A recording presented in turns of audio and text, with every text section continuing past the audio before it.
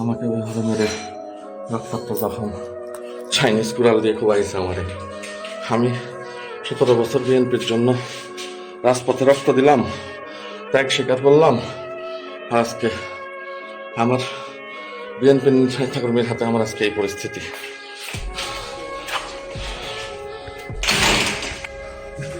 এটা আমার ব্যবসা প্রতিষ্ঠান আকস্মিকভাবে আমাকে মেরে চাপাতি দিয়ে কুপিয়ে জখম করে আমার এই রুটি রোজগারের ব্যবস্থায় রাঁধুনি চাইনিজ রেস্টুরেন্ট আমাদের সাবেক মেয়র কুন্তু সাহেবের ছেলে পেলে তার নির্দেশে দেখেন কীভাবে আমার টেস্ট সব গোটা রেস্টুরেন্টটা আমার শেষ করে দিছে। সেইভাবে আমার আর করে খাওয়ার মতন কিচ্ছু নেই। তারা আমার সমস্ত রেস্টুরেন্ট এইভাবে ভেঙে চুরে ধূলিসাৎ করে দিয়েছে।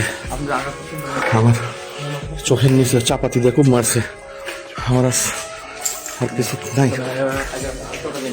আমার ব্যবসা বাণিজ্য করে খাওয়ার মতন আর কোনো অপশান নাই। আমার সব শেষ। আমার সাজানো গোছানো রেস্টুরেন্টটা, এখান থেকে আমার দুটা রুটি রোজগারের ব্যবস্থা হতো। আমার রাজনীতি করি আমি মানুষের জন্য, রাজনীতি করি। আর আমার এই পরিস্থিতি আমি জানি না কেন, আকস্মিকভাবে আমার অপরাধ। আমি আমাদের সাবেক মেয়র মন্ত্রী সাহেবের সঙ্গে রাজনীতি করি না, এটাই আমার অপরাধ।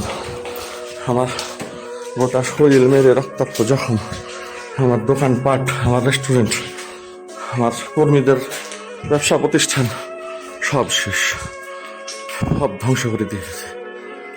আমার ফ্রিজ, আমার ওভেন সব শেষ।